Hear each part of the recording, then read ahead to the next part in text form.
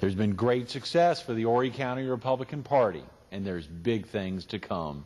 You'll meet its chairman coming up next on Carolina People.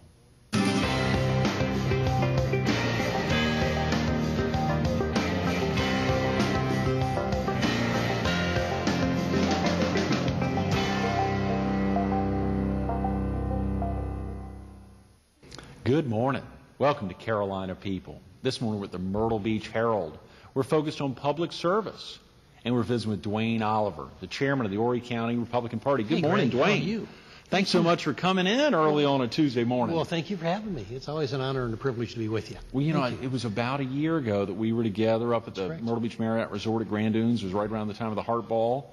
We were getting ready for that. It was exciting to get you in, and of course to hear about. It was particularly exciting to hear about Claudette's experiences in the program, getting ready for her service in the Sheriff's Department. Exactly.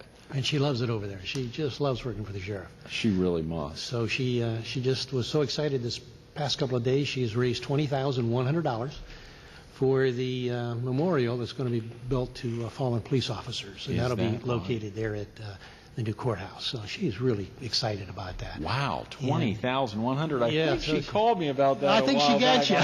I'm not sure how much. She should have gotten more out of me, obviously.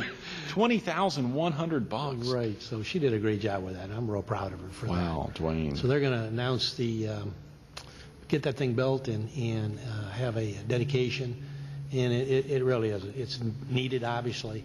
And she's just thrilled that she could be a part of that. So it's a good thing. When we think about public service, it comes in all shapes and colors. I mean, we think about the size, of course, in folks that are contemplating running for office. I think you mentioned to me earlier that we've got a runoff coming up, speaking of running for office in mid-May. That's right, May 10th. On May 10th. Right, and that's for a county council seat. And that's Joe DeFeo, the Republican, and Marion Foxworth, the Democrat. Mm-hmm. We'll come together one more time to see who is going to be the council person. So that's May 10th. And, of course, that's a big deal. And interestingly, this week we've got two folks focused on public service, yourself and Greg McCullum's coming in later on Thursday. This week's primarily focused on March of Dimes and the American Red Cross, but we sure wanted to have an opportunity to highlight so many activities going on within the county. And, of course, it was really exciting this morning. Earlier this morning, I've been reading the 1999 platform the Horry County Republican Party, which I think you said still in existence. It's still in existence, and we still follow it. There's really no reason to change it. It was put together basically for the Bush era, and we're still in it. Mm-hmm. So we've got just under 4 years to go. So no reason to change it. We'll do that at some point in the near future. How could a viewer get a copy of that, Duane? Is that something they could pick up at the office? Could they get it online? Could they? They can get it online at the Horry County Republican Party.com, or they could call us and pick up a copy. It's free, and we're pleased to mail them one if they'll just let us know.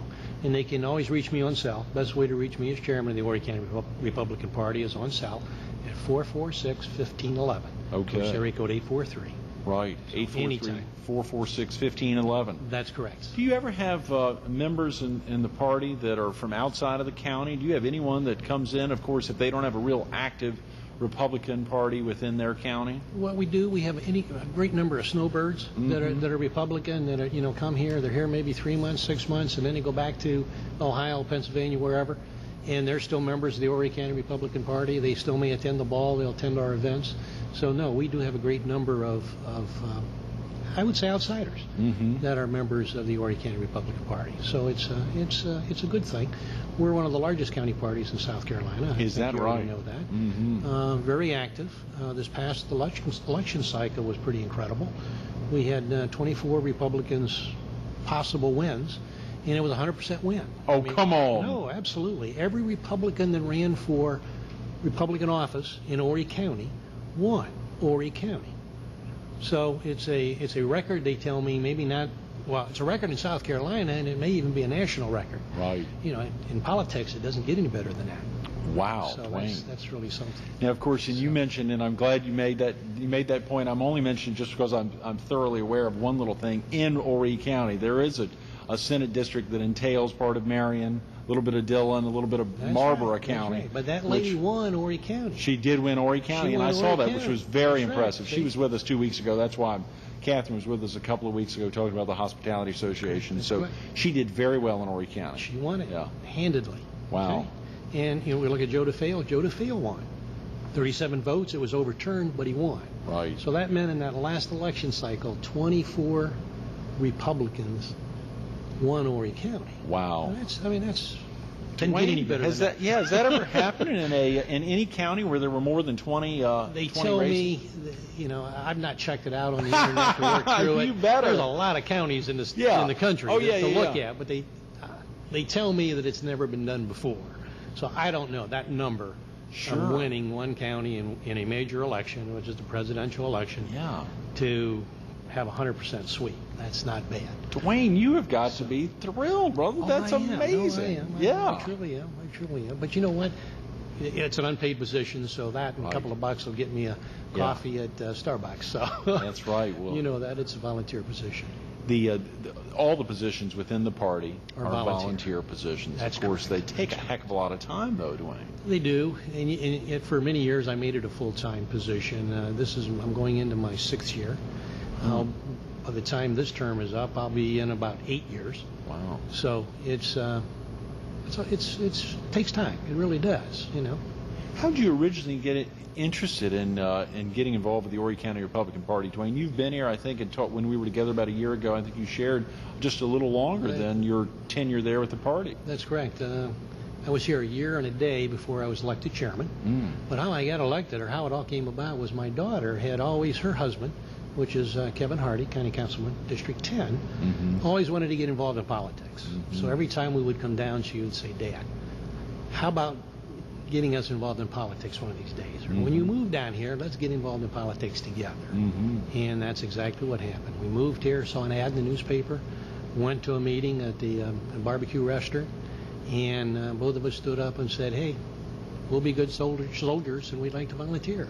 This was you and Kristen before Kevin was a councilman. That's correct. Wow. That's correct.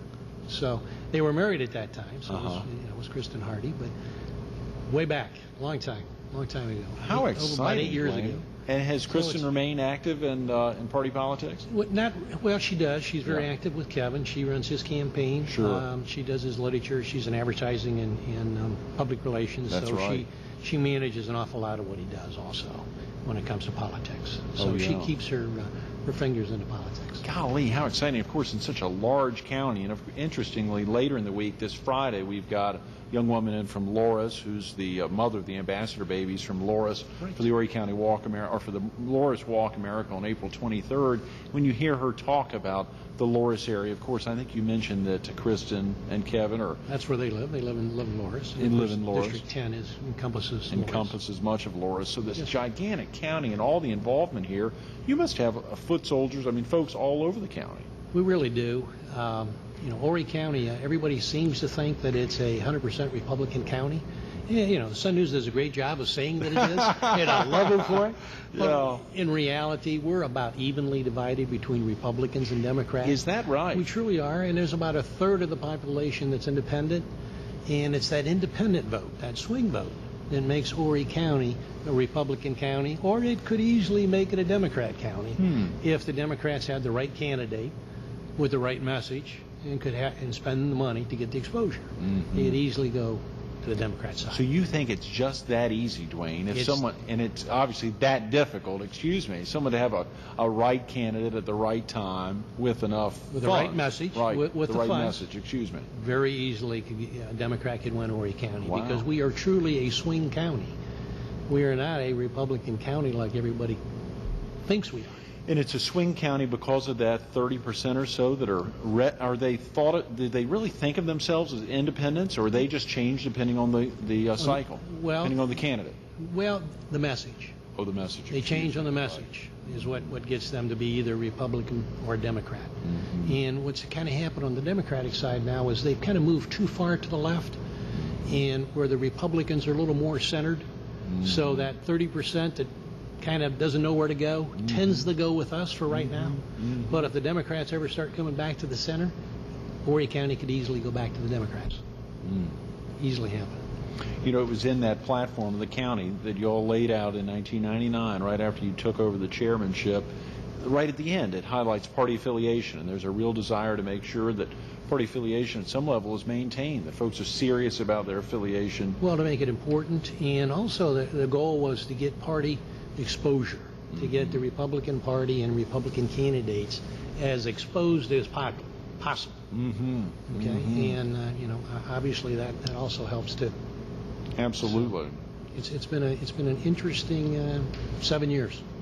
Golly, Duane, when you think back over the last 7 years, and to think a year and a day after you all arrived in town, and I guess you'd mentioned earlier that your first daughter arrived here in '83, and then Kristen not long after in '88. That's correct. And you all a decade later, I think, in '98. That's correct. So to think about the last 7 years here, how do you reflect back on that and to think how quickly you got involved? And of course, your daughter's nudging there a little bit, Dad. Let's get involved. Let's get there. Yeah. When you think about that time, has it been the way you'd imagined back then, or is it far surpassed what you'd ever imagined? It's far surpassed.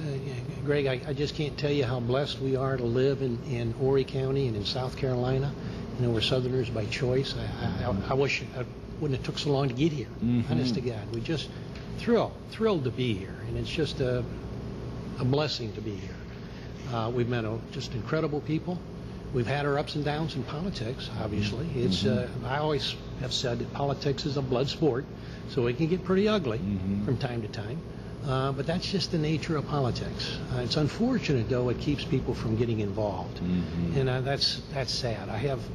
Many times I'll have people call me and say, well, Mr. Oliver or Chairman, I'd love to run for this or love to run for that, and my wife will support me, but, well, we kind of had a divorce or something happened years ago.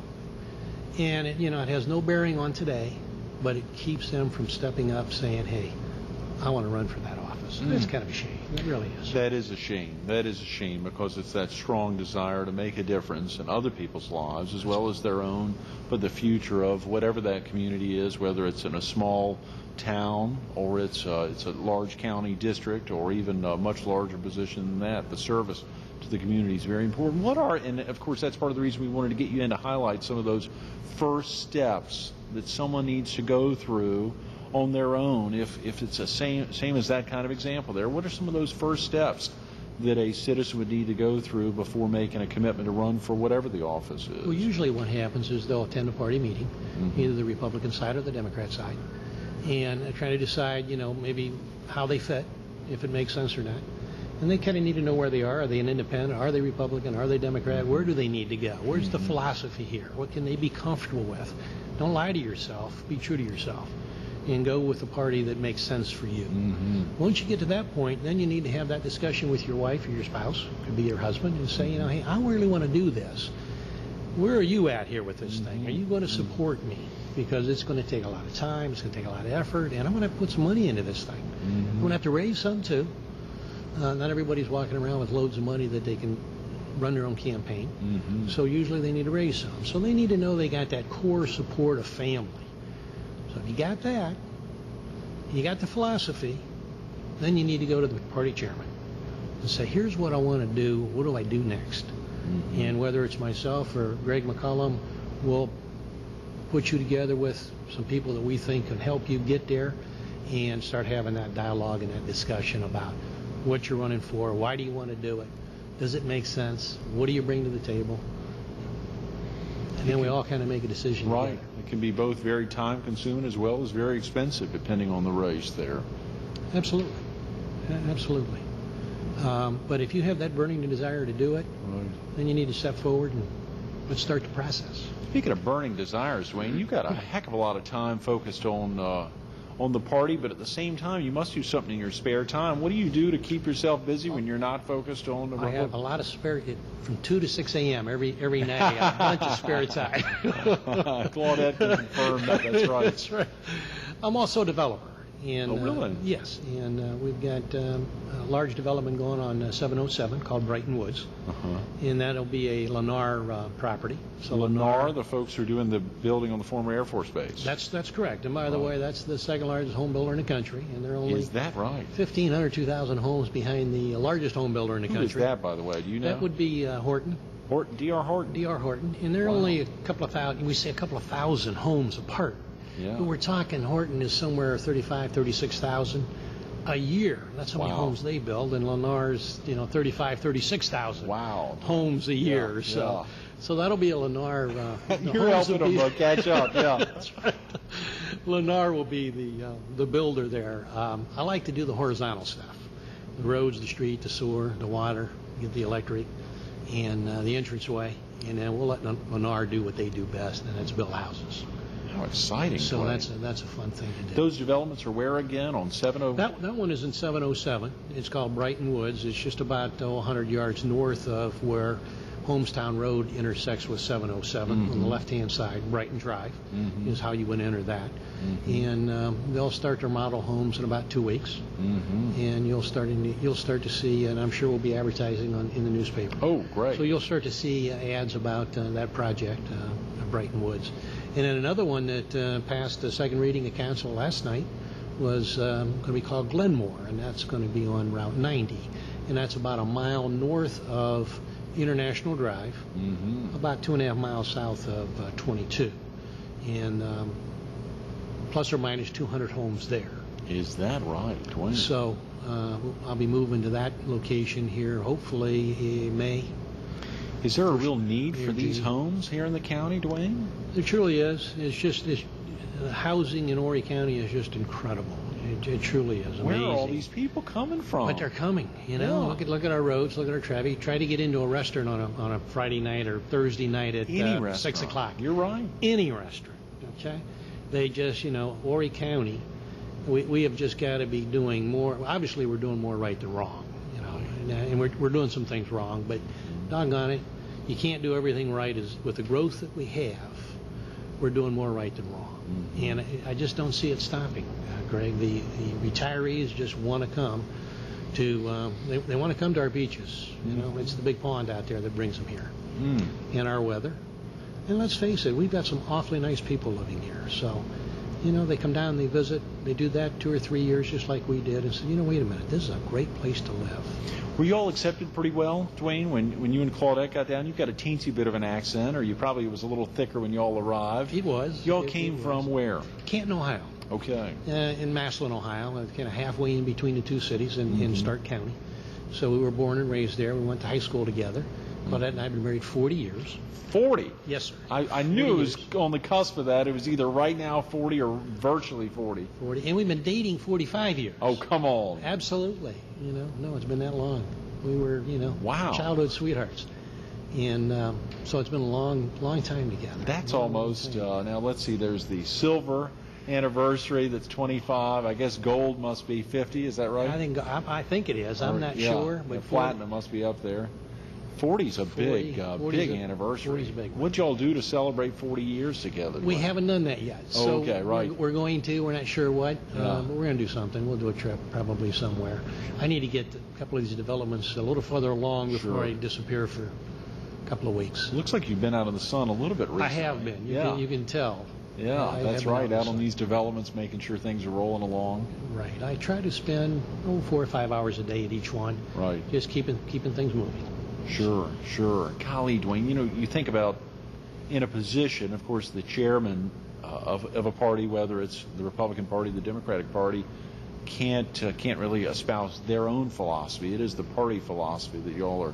It truly is, and most people know me and come to my meetings and listen to what I have to say. I don't talk directly to people about politics. I don't really put my opinion out there. Right. I keep that to myself, and I typically stay with the party line.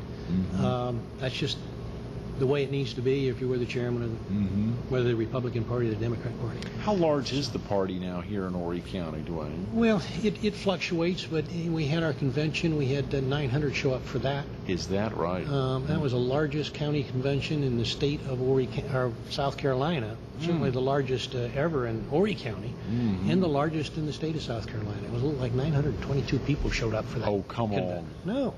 I had moved it 3 times. Come up with a building big enough, moved it to the Conway the high school. Right. Because they had 900, I think they got 930 or 940 seats. And we used every one of them.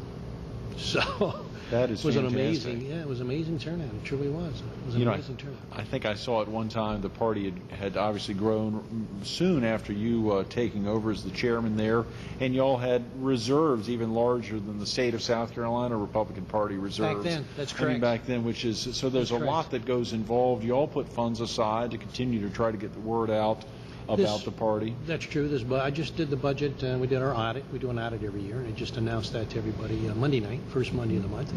And I believe it was just under $35,000 for last year. But we've had years where we've been at $100,000. Golly. So it just depends on the need and how hard do we need to work for our candidates. How much money do we need to win? You know, when you think about the activities in the county, and of course so many aspects of that component of the 30% that are undecided or 30% that consider themselves independents, is there often an effort to try to reach them, to get them to decide on one or the other? Or is it, as you say, going to be the message of that candidate? It's going to be the message of that candidate. It really, really will be. That's what will drive that turnout. How close to the center, to the population of Horry County is that candidate, and that'll help drive those independents out. That'll either, if it's conservative view, that'll pull out the Republicans. If it's more liberal view, that'll pull out the liberal side.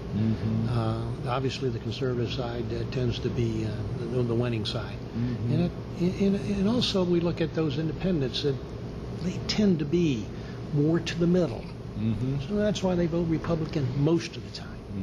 Most of the time. But again, we can't take it for granted, because the right candidate on the Democrat side, with the right message, with the money to spend and the charisma to win, could easily take Horry County.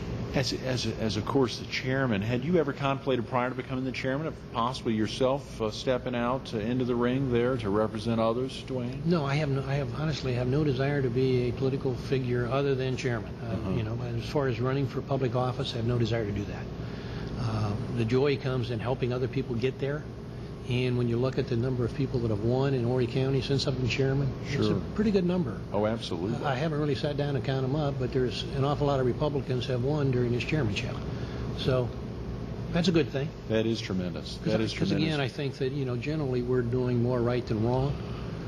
And I think the county's county council, let's look at the county council as a good example. It's running smooth. Oh, yeah. There's no major scandals. The meetings get done in an hour, hour and a half, 2 hours. It's not contentious. They seem to be able to work it out behind the scenes and then come forward and get it voted on. That's a good thing. You know, that truly is. So I'm real pleased with our House members. Pleased to get Luke Rankin came over to the Republican Party. How has that gone, Duane? That has gone extremely well. Really? You know, the senator is an extremely popular figure. He is. He's a likable guy. I like And we're glad to have him. I'm just thrilled that he's on our side. Him and the governor are a little contentious now over Santee Cooper, but I think, you know what, they'll work that out. That'll come together, and they'll compromise, and it'll be just fine. Quite a few of the folks in Columbia have learned how to count. They know that it's very important to work on behalf of even the others. And of course, you've seen that here in the county, as you say, the county council meetings. These folks have really learned to count as well. They know. That's right.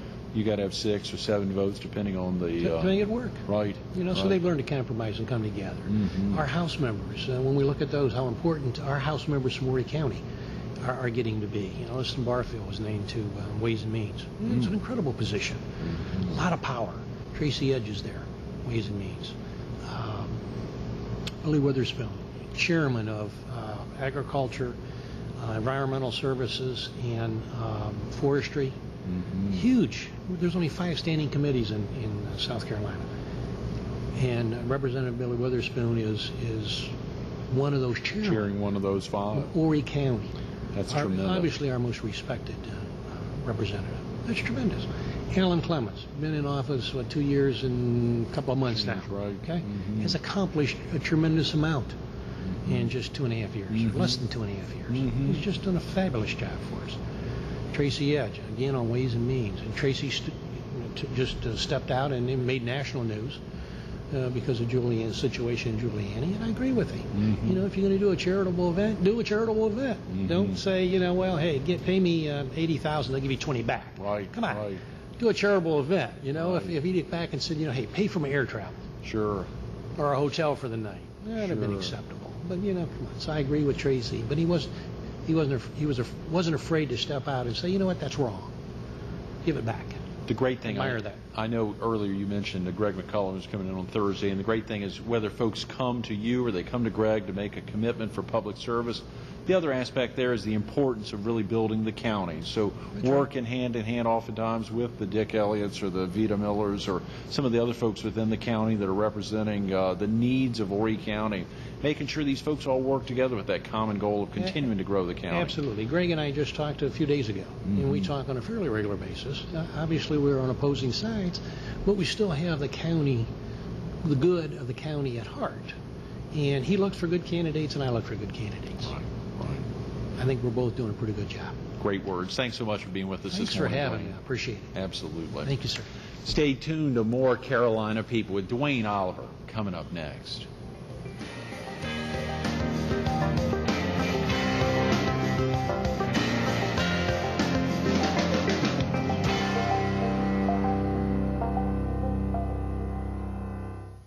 You won't see grass growing under his feet. And as a result, you won't see that happening to the Horry GOP as well. There's a heck of a lot going on in the county.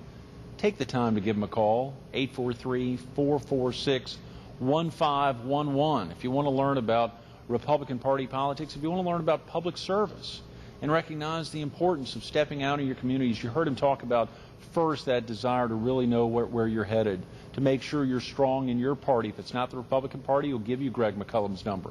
He wants you to recognize that citizenship commitment, the commitment to step out and represent others and to help grow a community is indicative of many folks, many parties, and the effort is public service. 843-446-1511. He thought he was coming to the area to retire. It changed when his daughter carried him out to a barbecue one day in 1998-99, and the experience of chairing the Horry County Republican Party since then has been a blessed one. Give him a call, 843-446-1511.